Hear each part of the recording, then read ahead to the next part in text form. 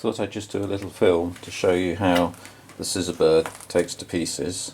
Here's the pin that just pulls out of there, puts it down there.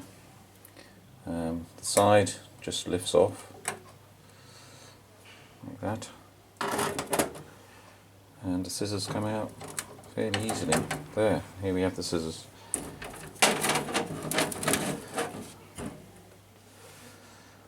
And putting it back together again is the reverse order, so that's there.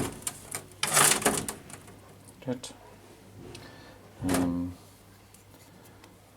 Those two pins locating there, make sure that's on, and the little pin goes back in.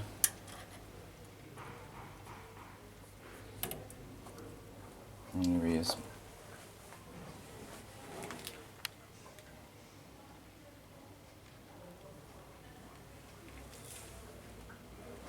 Still sitting on the welding table.